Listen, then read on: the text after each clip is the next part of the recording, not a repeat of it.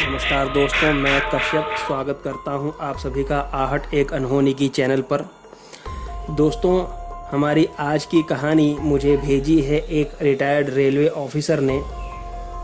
दोस्तों, कहानी में आगे बढ़ने से पहले अगर आपने मेरे चैनल को अभी तक सब्सक्राइब नहीं किया है तो अब कर लीजिए, और अगर आपके पास भी ऐसी कोई कहानी है तो मुझे मेरे ईमेल पर भेजिए। ईमेल डिस्क्रिप्शन बॉक्स में दिया हुआ है।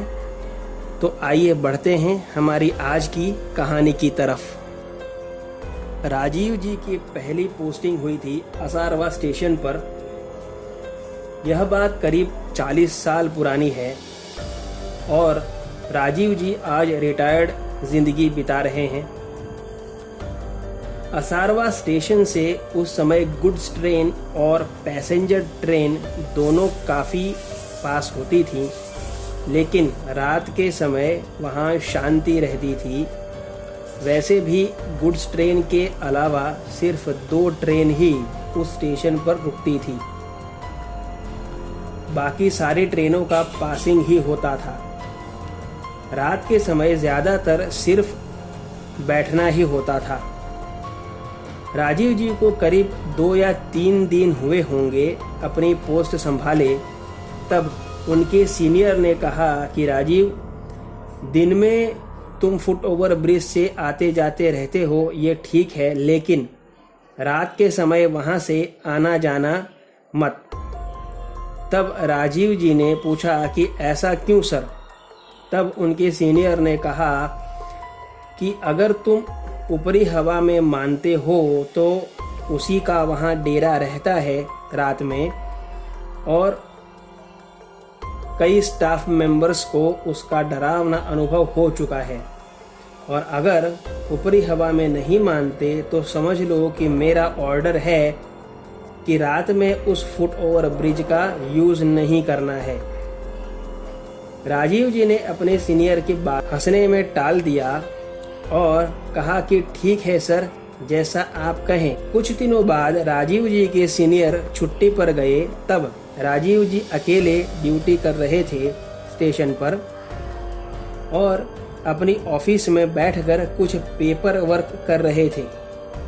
तभी उन्हें कुछ किरकिरी सी आवाज़ सुनाई दी, जैसे कुछ रगड़ता जा रहा हो, और आवाज़ कुछ ज़्यादा ही किरकिरी थी। राजीव जी ऑफिस से ही चिल्लाए कि अरे सामान उठा के चलो, क्या किरकिर मचा रखा है। तब अचानक वह आवाज़ बंद हो गई और राजीव जी अपने काम में लग गए। तभी थोड़ी देर बाद फिर से वही किर्र किर्र आवाज़ शुरू हो गई, जैसे कोई बहुत भारी सामान कोई ज़मीन पर रगड़ रहा हो। फिर से राजीव जी चिल्लाए, लेकिन अब की बार आवाज़ बंद नहीं हुई। तो वे चिल्लाते हुए बाहर निकले। तब उनके होश उड़ गए। उन्होंने देखा कि 2 कटे हुए पांव रेल की पटरी पर घिसट घिसट कर चल रहे थे और उनकी रगड़ से किर्र किर्र आवाज़ आ रही है, और साथ में पटरी पर आग जैसी निकल रही है। राजीव जी डर के मारे चिल्लाते हुए दौड़े अपनी ऑफिस की तरफ। तभी उनके कंधे पर किसी ने हाथ रखा तो राजीव जी ने चौंक के पीछे देखा तो वो केवल हाथ थे कटे हुए।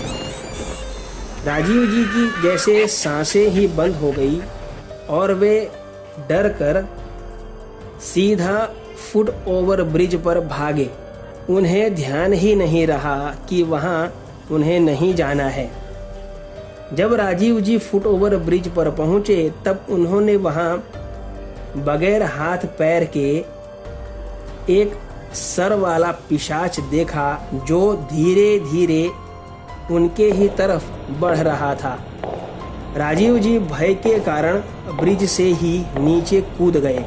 राजीव जी का नसीब अच्छा था कि वे बच गए।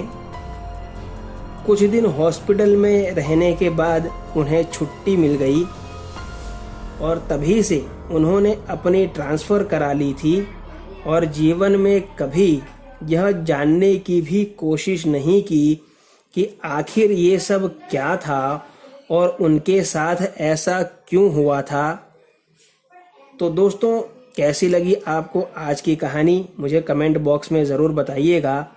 तो मिलते हैं अगली कहानी में, तब तक stay home, stay safe, thank you.